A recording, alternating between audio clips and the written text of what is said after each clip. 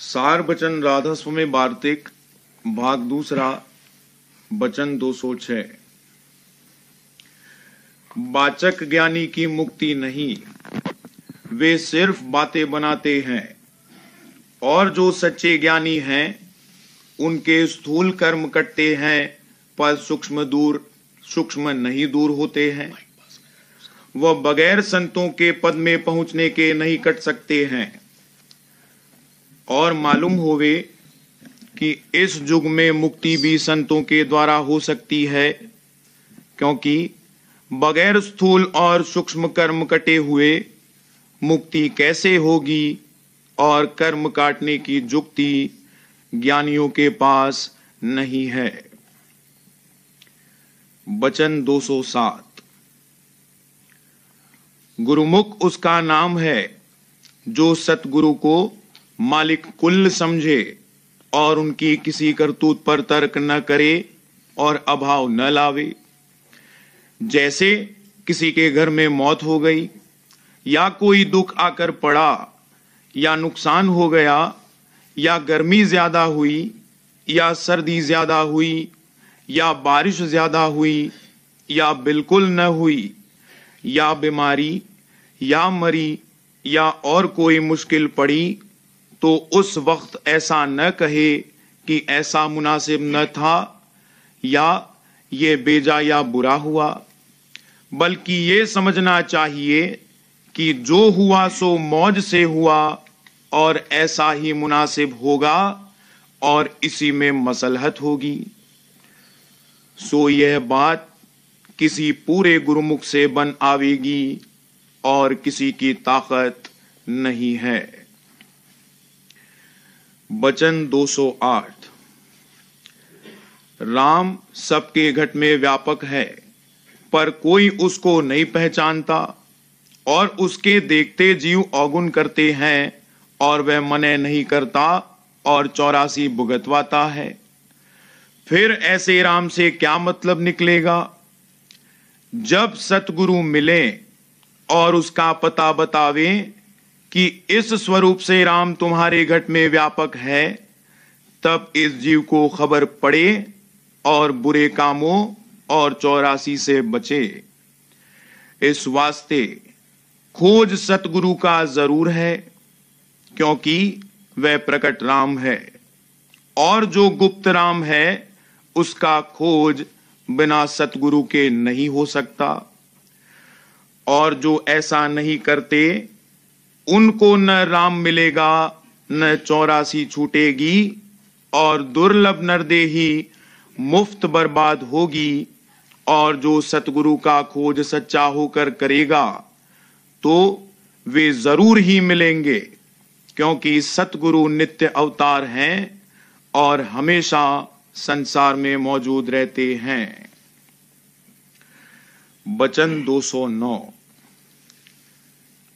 अंतर में जो शब्द होता है उसका सुनना ये शब्द भक्ति है, और जिस घट में शब्द प्रकट है उनसे प्रीत करना और सेवा करना यह सतगुरु सेवा है, और वही सतगुरु हैं और शब्द उनका निज स्वरूप है। उनके वचन का मानना और उस पर अमल करना ये बाहर मुख भक्ति सतगुरु की है, और अंतर में शब्द का सुनना अंतर्मुख भक्ति सतगुरु की है। मगर पहली सीढ़ी ये है कि जिस स्वरूप से सतगुरु उपदेश करते हैं उससे प्रीत होनी चाहिए, तब सतगुरु के शब्द स्वरूप से प्रीत होगी। और जिसको देह स्वरूप सतगुरु से प्रीत नहीं है उसको शब्द स्वरूप में भी प्रीत नहीं होगी, और चाहे जितनी मेहनत करे उसको शब्द नहीं खुलेगा। और जिसको सतगुरु के देह स्वरूप से प्रीत है पर शब्द में ऐसी प्रीत नहीं है, उसका उद्धार सतगुरु अपनी दया से करेंगे।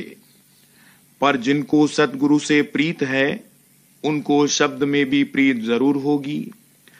पहले प्रीत और भक्ति सतगुरु के देह स्वरूप की होनी चाहिए, बगैर इसके काम नहीं बनेगा। वचन 210। नारद मुनि, जिनको प्रत्यक्ष राम का दर्शन हुआ, पर इतनी ताकत राम की न हुई कि उनको 84 से बचा लेवे, इससे तो गुरु ने ही बचाया। फिर आजकल जो लोग राम का नाम जपते हैं कि जिसको कभी आंख से नहीं देखा और पूरे गुरु से मिले नहीं, तो ये 84 से कैसे बचेंगे? इस वास्ते चाहिए कि अपने वक्त का सतगुरु खोजें और उनकी शरण लेवें।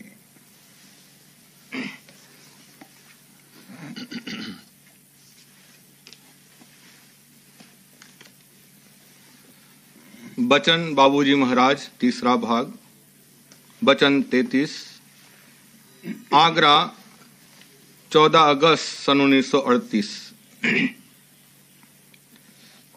अंतर के अंतर्गत सब चैतन्य एक है और पूर्ण है, मगर जिस घाट पर उतरकर और जिस देह में बैठकर उसको काम करना है, उसके हिसाब से उसी कदर चेतनता का बंदोबस्त है।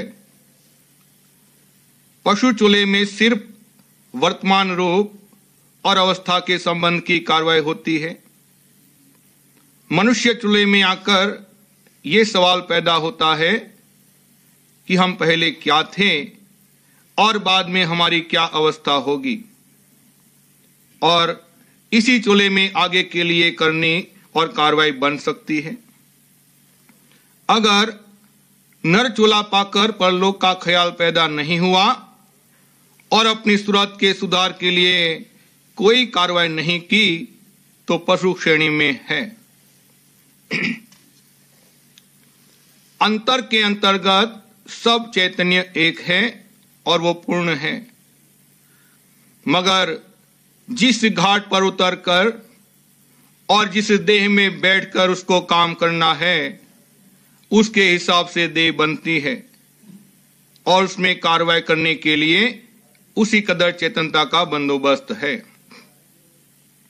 पशु चूल्हे में सिर्फ वर्तमान अवस्था और रूप के संबंध की कार्रवाई होती है, मसलन खाने पीने वगैरह का इंतजाम करना। आगे के लिए भी पशु जो कार्रवाई करता है वो सिर्फ इतनी ही होती है कि फला वक्त क्या खाएंगे पिएंगे और किस चीज की जरूरत होगी उसको मुहैया कराने का इंतजाम करे, और वो कार्रवाई भी इंस्टेंटिवली, बिना समझ बूझ के और महज मशीन के तौर पर करता है, उसका उसको ज्ञान नहीं है। जैसे घड़ी में चाबी बढ़ने पर एक मुकर्ररा वक्त तक वो चला करती है, उसी तरह से पशुओं की कार्रवाई होती है। जब तक जिस खास चूल्हे में रहना है, तब तक उससे ताल्लुक रखने वाली कार्रवाई करने की चाबी उसमें भर दी गई है और वह अपने वक्त पर करता है। पशु रचना से उतरकर वनस्पति रचना में और भी कम चेतनता है और बिना समझ बूझ के और महज मशीन की तरह कार्रवाई करना और भी ज्यादा साफ तौर से नुमाया है। जड़ खान की रचना में उतरने पर तो ये हाल है कि जिस अवस्था में पड़ा है उसी में बस पड़ा है। इस वर्तमान रूप और अवस्था के पहले हम क्या थे और इसके बाद हम किस रूप और अवस्था में होंगे, इसका ज्ञान पशुओं को कतई नहीं होता। इससे वो बिल्कुल बेखबर हैं। ये ख्याल पहले पल मनुष्य चूल्हे में आकर पैदा होता है और सिर्फ इसी चूल्हे में आगे के लिए करनी और कार्रवाई बन सकती है। इसलिए इस चूल्हे की बड़ी महिमा है, इसको नर अवतार कहा है। मनुष्य शरीर में जो इंद्रियां वगैरह बनी हैं, उनके रसादिक में एतदाल के साथ बरतने में दोष नहीं है। दोष और हर्ज इस बात में है कि भोग आदि में पशु अंग से बरतना और आगे के लिए यानी परलोक का न तो कोई ख्याल और फिक्र होना और न उसके निमित्त कोई करनी और कार्रवाई करना। मगर अगर मनुष्य चूल्हा पाकर परलोक का कोई ख्याल नहीं पैदा हुआ और अपने जीवात्मा और सूरत के सुधार के लिए कोई कार्रवाई न की तो वो पशु श्रेणी में है। परलोक का ख्याल और फिक्र होना, यही पशु और नर की तफरीक और भेद है। पशु अंग सब में है, इसको कम करना चाहिए और कम होते होते जब बिल्कुल निकल जाएगा तब नर बनेगा। अभी तो नर पशु है। नर बनने पर भी कोई गति नहीं प्राप्त हो जाएगी।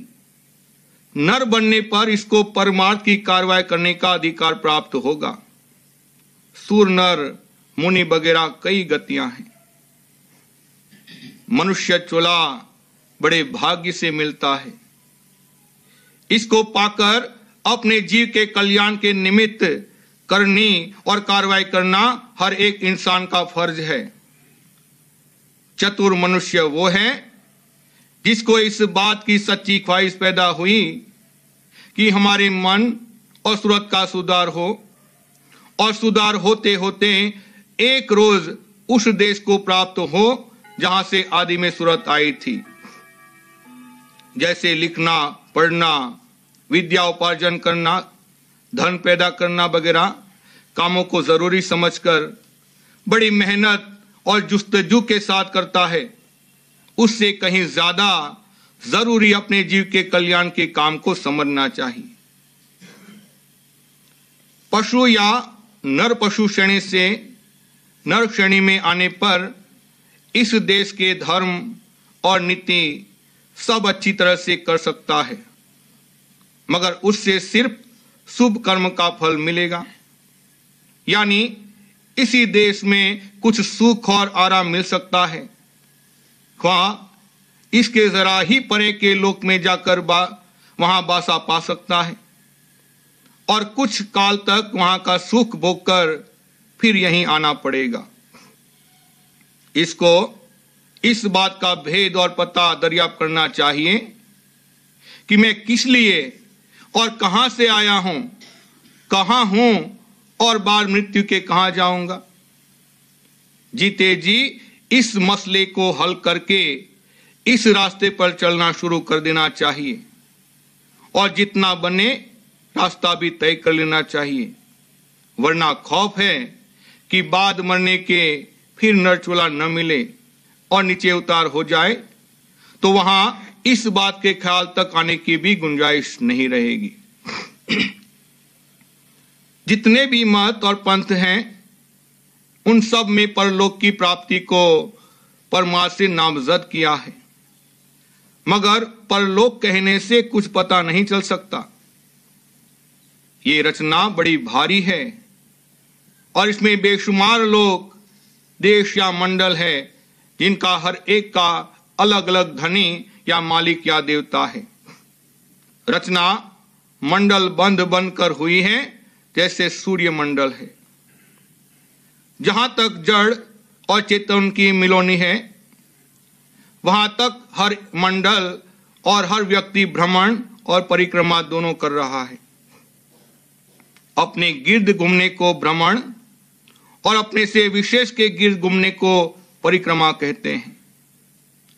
जहां से अपना अलग मतलब पैदा हुआ, यानी अपना मतलब कुछ और दूसरे का मतलब कुछ और, वहां से खुदी और आपा पैदा हुआ। वहां इसने अपना केंद्र बनाया जिसके चारों ओर घूमता है और कार्रवाई करता है। ये भ्रमण है। कार्रवाई करने में शक्ति क्षीण होती है और उसमें थकाव पैदा होता है।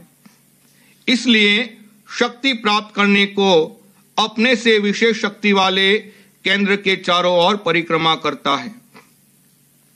हमारी पृथ्वी अपनी किली पर घूमती है, ये भ्रमण है, और इस सूर्य के चारों ओर जो घूमती है वो परिक्रमा है। जैसे ये सूर्य मंडल है वैसे ही अनंत मंडल है और सब मंडलाकार है।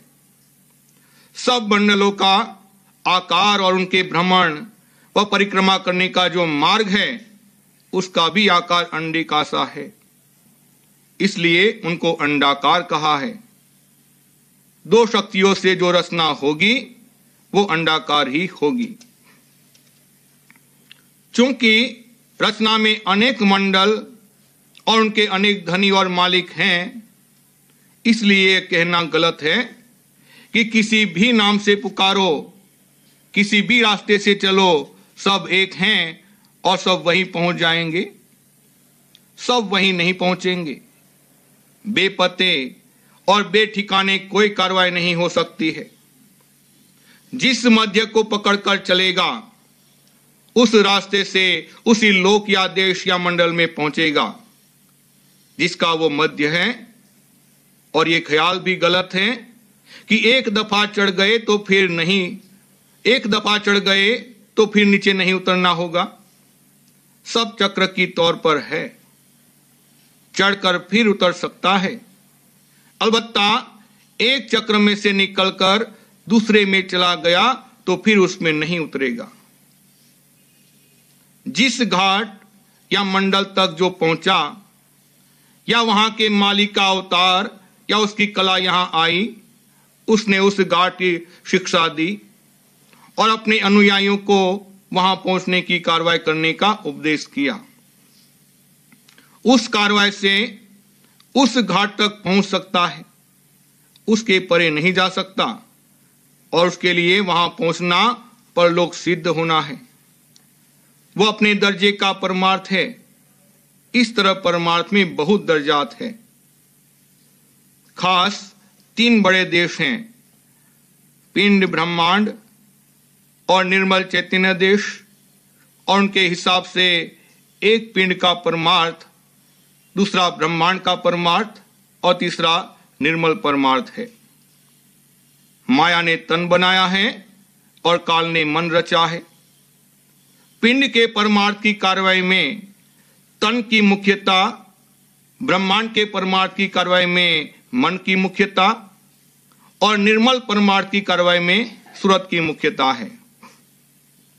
ये परमार्थ की कार्रवाइयां अधिकार अनुसार और समय अनुसार बन सकती हैं। जिस वक्त में माया की शक्तियों का जोर था, उस वक्त सिर्फ पिंड का परमार्थ बन सकता था, और ऊंची से ऊंची गति जो उस समय में और उस कार्रवाई से मिल सकती थी वो पिंड के नाके तक की थी। बाद इसके जब जीवों का अधिकार और बढ़ा, तब ब्रह्म पद तक की प्राप्ति की कार्रवाई हो सकती थी। जब इन दोनों परमार्थ की कार्रवाइयां हो चुकी, तब इस समय में निर्मल परमार्थ की कार्रवाई करने का जीवों का अधिकार पैदा हुआ। यह संतों का परमार्थ है। सब मध्यों के मध्य का मध्य, जो कि सबके अंतर के अंतर्गत है, उसको पकड़कर चलने से निर्मल चैतन्य देश में पहुंचना हो सकता है। उसका भेद और पता वही दे सकता है जो या तो वहां से आया है या भेद लेकर उसकी कमाई करके वहां पहुंचा है। उसको संत कहते हैं। जो इस देश से ना उम्मीद हुआ है और सच्चा ख्वाहिशमंद इस बात का है कि हमारे जीव का असली कल्याण हो, उसको ऐसे संत की तलाश करनी चाहिए और उसी को वे मिलेंगे भी। जब वो मिलेंगे तब ये भेद देंगे कि किस तरह जीव बैठा है और कहां पहुंचकर सत्य सुख प्राप्त होगा और वहां पहुंचने की क्या डोरी है। अगर कोई डोरी न हो तो फिर वहां पहुंचना नामुमकिन है। कोई डोरी जरूर होनी चाहिए, और वो वही सब मध्यों के मध्य की धार है, वो शब्द की धार है। जब कोई शक्ति रवां होती है, यानी उसका प्रवाह होता है, तब पहले शब्द होता है, फिर आकार बनता है। ब्रह्म का भी शब्द है, माया का भी शब्द है, पुरुष और प्रकृति का भी शब्द है, मन इच्छा का भी शब्द है। जिस शब्द के सहारे जाएगा उसी के भंडार में पहुंचेगा। निर्मल चैतन्य देश से जो शब्द आ रहा है उसका भेद लेकर उसको पकड़कर चले तो एक के बाद दूसरी मंजिल तय करता हुआ आखिरी मंजिल यानी अंत पद में पहुंच सकता है और वहां पहुंचकर अनंत और अपार हो जाएगा। आदि में वहीं से सूरत आई थी, मध्य को ही गहकर अंत को तोल सकता है और आदि में पहुंचकर अनादि और अनंत हो सकता है। ये बड़ी दूर है, बड़ा लंबा सफर है और बहुत मुश्किल है, लेकिन चूंकि सूरत उसी की अंश है और उसके हमजात और हमजोहर है, इसलिए कुछ मुश्किल नहीं है। मालिक की दया से एक दिन वहां प्राप्त होकर परम आनंद और परम संतुष्ट अवस्था को प्राप्त होगी, ये संत मत है।